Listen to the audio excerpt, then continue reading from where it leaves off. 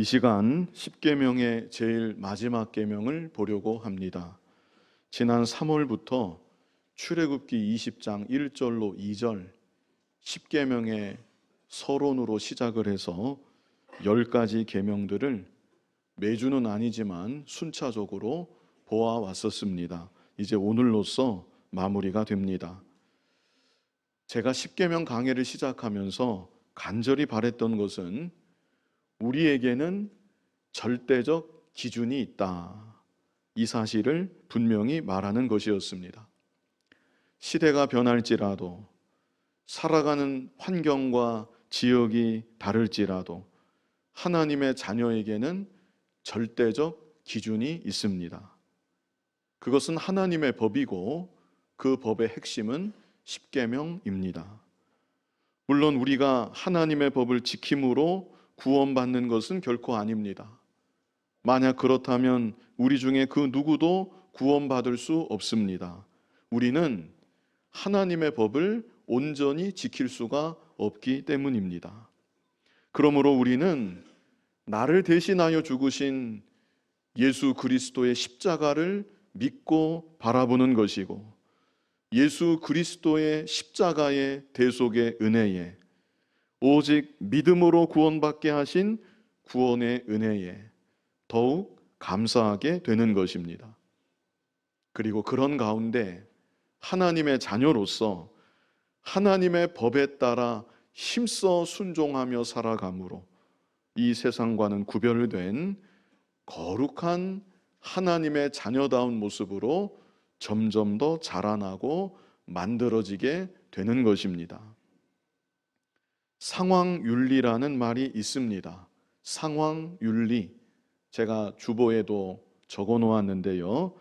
상황윤리라는 것은 상황에 따라 옳을 수도 있고 그를 수도 있다. 다시 말해서 옳고 그름을 결정하는 것은 규범이 아니다. 옳고 그르는 것을 결정하는 것은 규범이 아니고 상황이다. 아울러서 사랑이 동기였다면, 사랑하는 마음으로 행했다고 하면 그 행위는 옳다. 1960년대 조셉 플래처라는 미국의 윤리학자가 이런 말들을 했었습니다. 이런 말들은 절대적 규범을 강조해왔던 기존의 기독교 윤리학에 큰 반향을 일으켰습니다. 그리고 지금 이 시점에서는 상황윤리적 사고가 우리의 마음을 거의 지배하고 있다, 이렇게 보여집니다. 불신자는 말할 것도 없고 하나님을 믿는다는 신자들도 이 상황윤리적 사고에 많은 영향을 받고 있지 않은가 하는 생각이 듭니다. 무엇이 옳은지, 무엇이 그른지, 무엇이 선이고 무엇이 악인지 이를 분별하는 절대적 기준이 점점 사라지고 있습니다.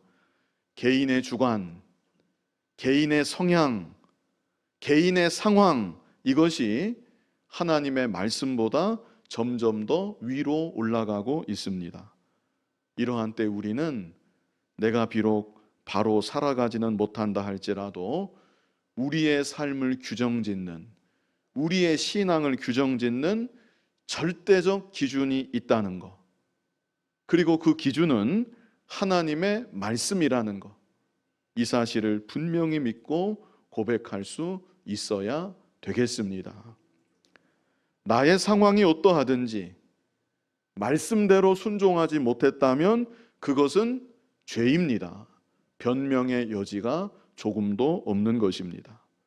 하나님, 제가 하나님 말씀을 알면서도 말씀대로 순종하지 못했습니다.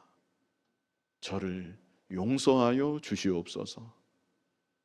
저에게 은혜를 베풀어 주시고 저에게 믿음을 더하여 주셔서 앞으로 이보다 더 어려운 일을 당한다 할지라도 말씀대로 순종하며 나아갈 수 있도록 저를 붙잡아 주시옵소서.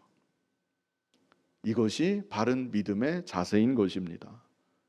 우리는 이런 중심으로 하나님의 계명의 말씀들을 대하여야 합니다. 이제 이 시간은 말씀드린 대로 제일 마지막 계명을 봅니다. 우리 본문 17절 같이 한번 읽어보겠습니다. 내 이웃의 집을 탐내지 말라. 내 이웃의 아내나 그의 남종이나 그의 여종이나 그의 소나 그의 낙이나 무릇 내 이웃의 소유를 탐내지 말라. 핵심은 탐내지 말라입니다. 특별히 이웃에 대해서 이웃의 집, 이웃의 아내, 이웃의 남종, 여종, 그리고 모든 소유들 탐내지 말라. 다시 말하면요, 나의 주변에서 보게 되는 모든 것들에 대해서 탐내지 말라. 하나님께서 우리들에게 이것을 명령하고 계신 것입니다. 이 시간 크게 두 가지로 말씀을 증거하려고 합니다. 먼저는 탐심을 버리라. 주보에는 탐내지 말라 그랬는데 탐심을 버리라. 이게 좀 더 좋을 것 같습니다. 1계명부터 9계명까지 지금까지의 계명들은 모두가 행동에 초점이 맞추어져 있었습니다. 제가 일일이 언급하지는 않겠지만 가만 생각해 보시면 그렇게 확인이 되실 것입니다. 행동에 초점이 맞추어져 있었다. 그런데 마지막 10계명은 우리의 마음에 초점을 맞추고 있습니다. 우리 하나님은 우리의 행동만이 아니라 우리의 마음을 살피시고 우리의 마음과 생각을 다 아시는 하나님이십니다. 에레미야 11장 20절을 보면요, 공의로 판단하시며 사람의 마음을 그 다음에 감찰하시는 그랬습니다. 여기 그랬죠. 사람의 마음을 감찰하시는 만군의 여호와여. 시편 139편 2절에는 주께서 내가 앉고 일어섬을 아시고, 그 다음에 뭐라고 했습니까? 멀리서도 나의 생각을 밝히 아시오며. 시편 139편 12절은 우리 다 같이 한번 읽어보겠습니다. 주에게서는 흑암이 숨기지 못하며 밤이 낮과 같이 비추이나니 주에게는 흑암과 빛이 같음이니이다. 하나님의 눈앞에는 아무것도 숨겨질 수가 없다는 것입니다. 어둠까지도 밝은 빛과 같이 다 보시는 하나님, 모든 것을 보고 계시고 모든 것을 알고 계시는 하나님이신 것입니다. 히브리서 4장 13절 우리 같이 한번 읽어보겠습니다. 지으신 것이 하나도 그 앞에 나타나지 않음이 없고 우리의 결산을 받으실 이의 눈앞에 만물이 벌거벗은 것 같이 드러나느니라.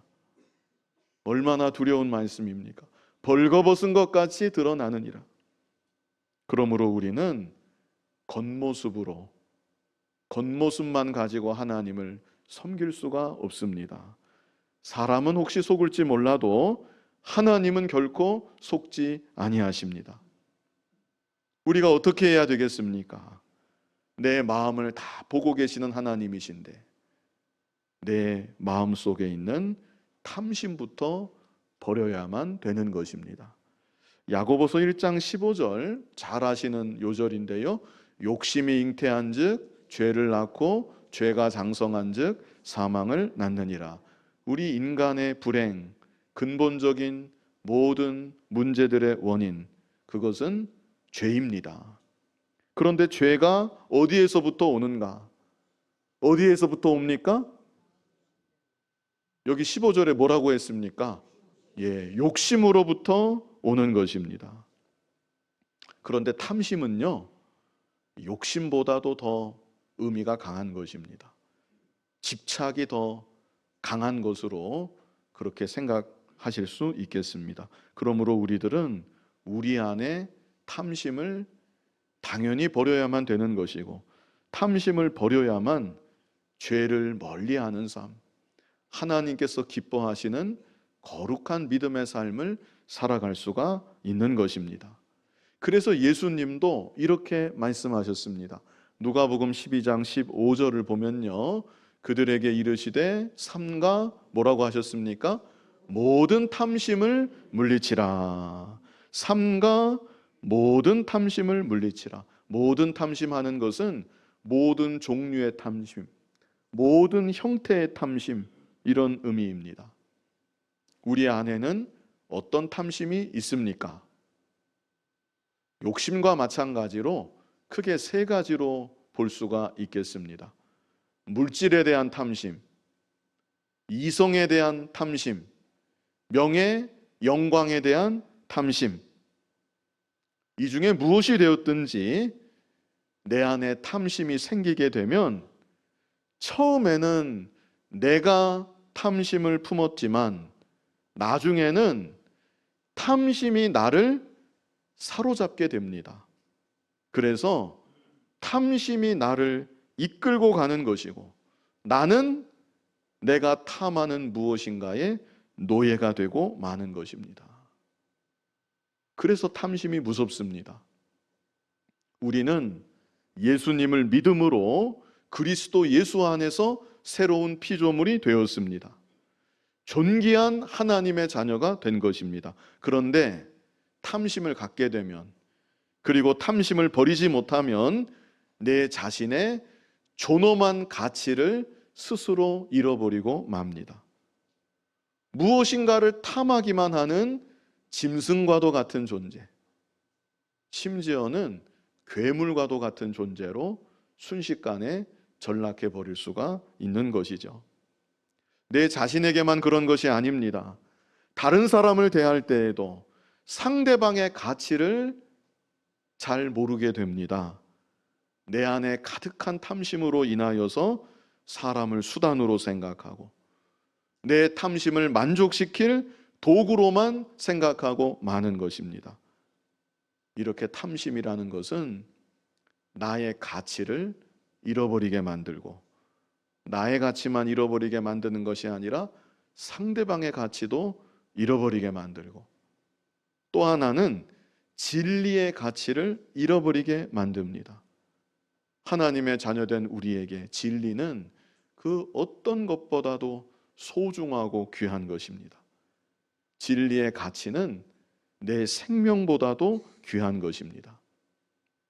그런데 탐심을 버리지 못하면 그렇게 귀한 진리를 헌신짝 버리듯이 내동댕이 치고 마는 것이고 탐심만을 쫓아서 따라가는 안타까운 모습이 되고 마는 것입니다. 그래서 성경은 탐심에 대해서 탐심은 우상숭배다 이렇게 말씀했습니다. 탐심은 뭐라고요? 우상숭배다. 내가 탐하는 그것이 물질이 되었든지 이성이 되었든지 명예 영광이 되었든지 그것이 나의 하나님이 되는 것이고 나의 절대자가 되고 마는 것이기 때문에 탐심에 대해서 탐심은 뭐라고요? 우상숭배다. 골로새서 3장 5절에 그랬습니다. 그러므로 땅에 있는 지체를 죽이라. 곧 음란과 부정과 사욕과 악한 정욕과 탐심이니 다 같이 탐심은 우상숭배니라. 자, 그렇다면 탐심을 버려야 된다. 제가 이것을 계속 말씀드리고 있는데 내가 품고 있는 이것이 탐심인지 아닌지 어떻게 구분할 수 있는가? 우리가 무언가를 바랄 수 있습니다. 지금의 현실보다 더 나은 것을 우리가 바라볼 수 있고 소망할 수 있는 것이죠. 그렇다면 그런 마음하고 탐심을 무슨 기준을 가지고 구분할 수가 있겠는가?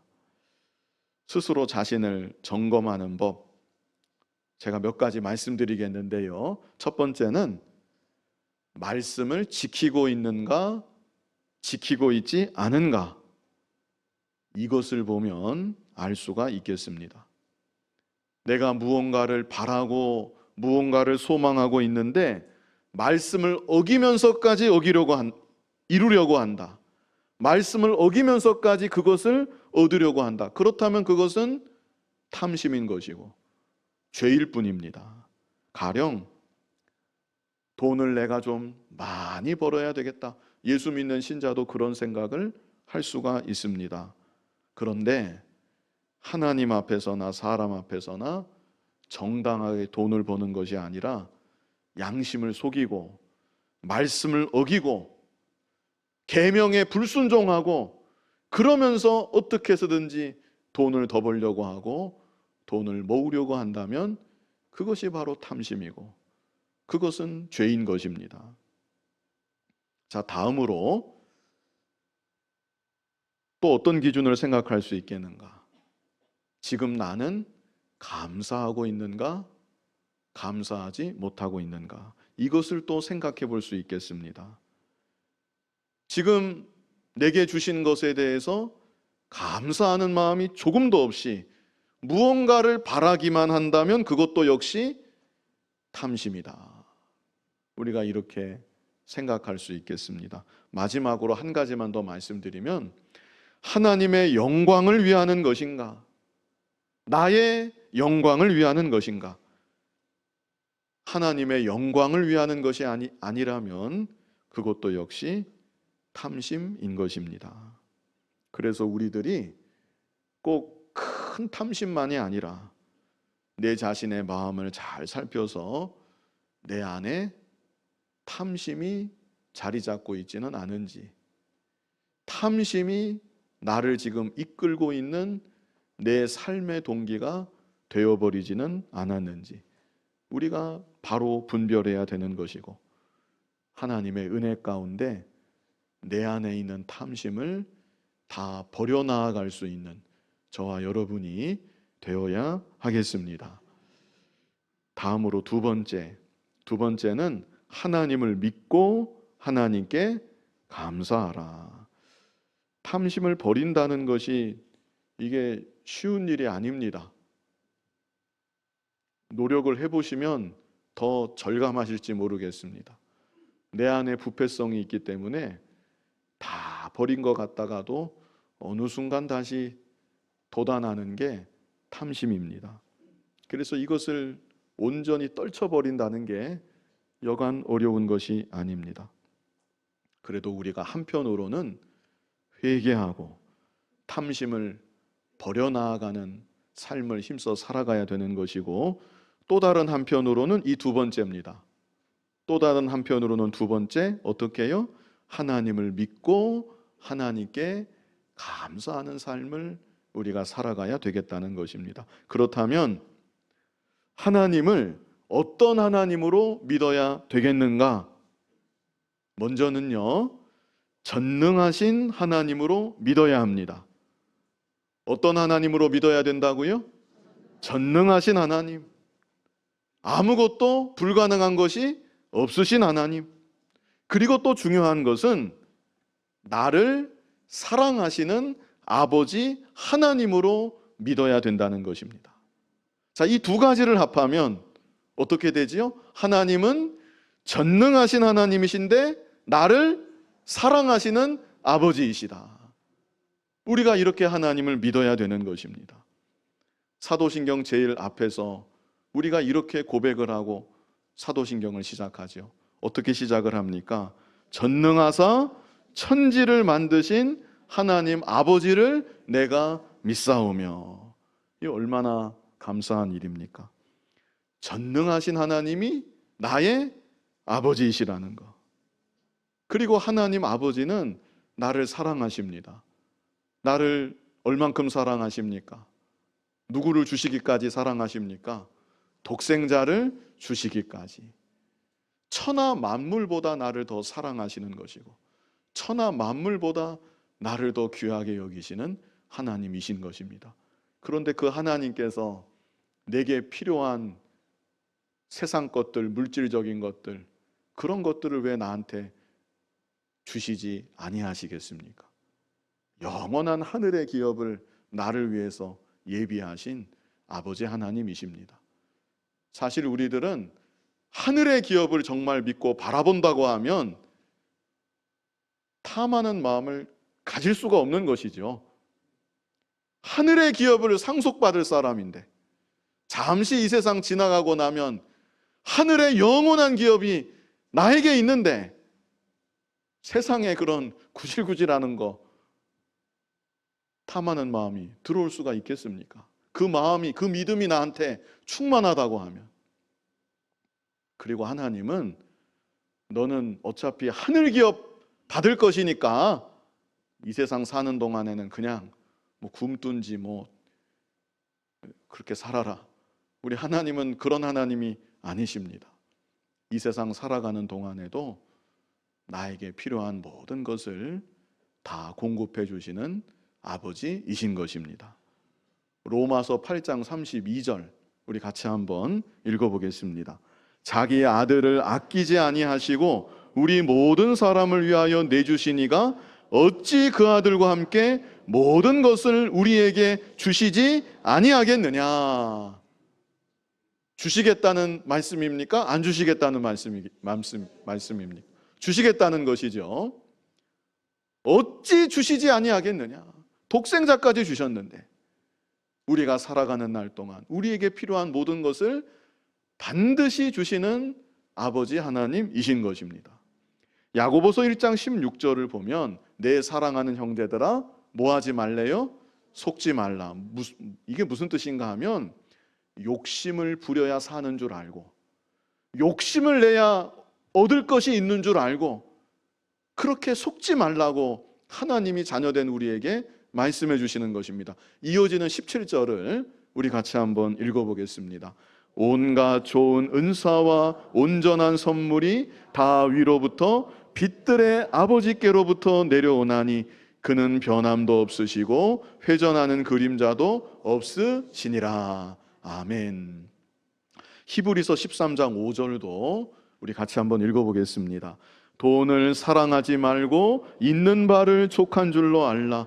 그가 친히 말씀하시기를 내가 결코 너희를 버리지 아니하고 너희를 떠나지 아니하리라 하셨느니라. 아멘. 이 말씀을 마음에 새겨 놓으시기 바랍니다. 하나님의 음성입니다. 나에게 뭐라고 말씀하십니까? 내가 결코, 여기는 너희라고 했지만 내가 결코 너를 버리지 아니하고 너를 떠나지 아니하리라. 하나님의 음성입니다. 이것이 우리에게 이렇게까지 말씀하시는 아버지 하나님이신데, 전능하신 하나님, 나를 사랑하시는 아버지께서 나에게 필요한 모든 것을 다 주셨다는 것, 우리는 이 사실을 믿고 고백할 수 있어야 합니다. 다 주셨습니까? 예, 아멘이 너무 적어서 당황스러운데 다 주셨나요? 예, 당연한 겁니다. 전능하신 하나님이시고 나를 또 사랑하시는 아버지이신데 왜 안 주셨겠습니까? 나에게 필요한 모든 것을 지금까지 살아오는 날 동안 다 주신 하나님이시고 앞으로 세상 끝날까지도 주십니까? 안 주십니까? 반드시 주시는 하나님이십니다. 그 하나님이심을 믿고 감사하며 탐심을 부릴 것이 없다는 것입니다. 그 하나님을 믿고 감사하며 살아가는 저와 여러분이 되어야 하는 것입니다. 그리고 또 한 가지 제가 말씀드릴 게 있는데요, 하나님을 믿고 하나님께 감사하라고 그랬죠. 거기서 한 발자국 더 나아가야 합니다. 그것이 바로 여기 마지막에 있는 2번의 가로 2번인데요 의에 줄이고 목마른 자로 살아야 합니다. 우리가 이렇게 살아야 된다는 것입니다. 팔복 중에 이 구절이 있죠. 마태복음 5장 6절입니다. 4절이 아니고 우리 다 같이 한번 읽어보겠습니다. 의에 줄이고 목마른 자는 복이 있나니 그들이 배부를 것이며. 우리는 예수님을 믿음으로 의롭다함을 받습니다. 그런데 거기서 그치지 말고 의에 줄이고 목마른 자로 살아가야 된다. 정말 간절히 하나님의 의를 더욱 구하면서 살아가야 된다는 것입니다.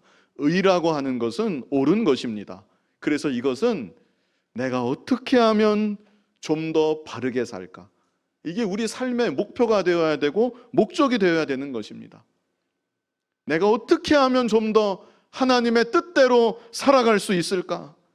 하나님 말씀대로 순종하기를, 예수님을 좀 더 닮아가기를 배가 고파 굶주린 심정으로 그렇게 간절히 바라고 원하면서 살아가라고, 세상 것에 굶주리고 세상 것을 갈망하면서 사는 것이 아니라 의에 줄이고 목마른 자로 살아가라고 예수님께서 일찍이 우리에게 가르쳐 주셨던 것입니다. 우리는 지금 어떻게 살아가고 있습니까? 의에 줄이고 목마른 자로 살아가고 있는가? 아니면 여전히 세상을 바라보고 세상 것에 목말라 있고 세상 것에 줄여 있지는 않은가?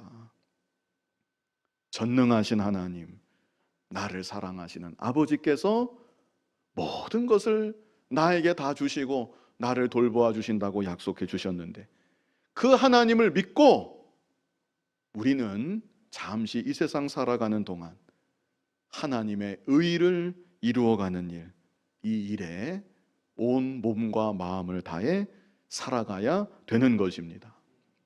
마태복음 6장 31절로 32절에 여기 바로 보여주셨는데요, 잘 아시는 구절이죠. 그러므로 염려하여 이르기를 무엇을 먹을까, 무엇을 마실까, 무엇을 입을까 하지 말라. 32절에 뭐라고 그랬습니까? 이는 다 이방인들이 구하는 것이라. 너희 하늘 아버지께서 이 모든 것이 너희에게 있어야 할 줄을 아시느니라. 그 다음에 33절에 어떻게 나옵니까? 그런즉 너희는 먼저 그의 나라와 그의 의를 구하라. 그리하면 이 모든 것을 너희에게 더하시리라. 아멘. 우리는 여기까지 가야 되는 것이죠. 전능하신 하나님, 나를 사랑하시는 아버지께서 내가 살아가는 날 동안 나에게 필요한 모든 것을 다 주심을 믿습니다. 감사하고 만족하고, 그런데 거기서 끝이 아니고 하나님의 나라와 하나님의 의를 구하며 더욱 힘써 나아가는 저와 여러분의 이 땅에서의 삶이 되어야 하는 것입니다. 요한복음 3장 3절 우리 같이 한번 읽어보겠습니다. 예수께서 대답하여 이르시되 진실로 진실로 내게 이르노니 사람이 거듭나지 아니하면 하나님의 나라를 볼 수 없느니라. 사람이 거듭나지 아니하면 하나님의 나라를 볼 수 없느니라. 자, 이것을 좀 바꿔 말하면 거듭난 사람은 어떻다는 겁니까? 거듭난 사람은 하나님의 나라를 볼 수 있다. 이것을 우리에게 알게 하여 주시는 것이죠. 거듭나는 것이 무엇입니까? 중생하는 것입니다. 다른 말로 하면 중생하는 것. 우리가 중생을 어떻게 합니까? 예수님을 믿음으로 중생합니다. 예수님을 믿음으로 거듭나고 예수님을 믿음으로 하나님의 자녀가 되는 것입니다. 그리고 하나님의 자녀가 된 사람은 여기 말씀처럼 하나님의 나라를 볼 수 있고, 그렇기 때문에 이 세상을 살아가는 동안 하나님의 나라를 바라보면서 살아가게 되는 것입니다. 자기가 들어갈 나라이니까, 자기가 상속받을 기업이 거기에 있으니까 자연스러운 것이죠. 하나님의 나라를 하나님의 자녀는 바라보고 사는 것입니다. 제가 여쭙겠습니다. 각자 마음으로만 대답하시기 바랍니다. 나는 거듭났는가? 거듭나셨습니까? 하나님의 자녀가 되셨습니까?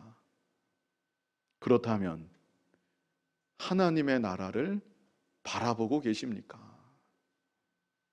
거듭났다고는 하는데, 하나님의 자녀라고 스스로 고백은 하는데 땅만 바라보고 산다. 하나님의 나라가 아닌 이 세상만 바라보고 이 세상 것에 목말라서 늘 그렇게 살아간다. 이것은 분명히 문제가 있는 것이죠. 예수님을 믿는다고는 하지만 예수님으로 충만하지 않은 것입니다. 세상으로 그 마음이 가득 차 있기 때문에 그런 것이죠. 예수님을 믿는다고 입으로만 고백할 것이 아니라 나의 주가 되시는 예수님을 진정으로 사랑하고 그 예수님을 늘 바라보고 예수님으로 충만한 저와 여러분이 되어야 합니다. 그래서 이 땅을 살아가는 동안 내가 들어갈 하나님의 나라를 바라보고 탐심을 그래서 버리고 전능하신 하나님, 나를 사랑하시는 아버지 하나님이심을 굳게 믿고 잠시 이 세상 사는 동안 하나님의 나라와 하나님의 의만을 더욱 힘써 구하며 살아갈 수 있는 저와 여러분 되기를 간절히 바랍니다. 거룩하신 아버지 하나님, 이 세상 살아가는 동안 모든 종류의 탐심을 우리 안에서 발견하고 버려나가는 삶을 살아가게 하여 주시고 전능하신 하나님, 나를 사랑하시는 아버지 하나님이심을 굳게 믿고 늘 만족하고 감사하며 하나님의 나라와 하나님의 의만을 힘써 구하며 살아가는 우리들 모두가 되게 하여 주시옵소서. 예수님 이름으로 기도하옵나이다. 아멘.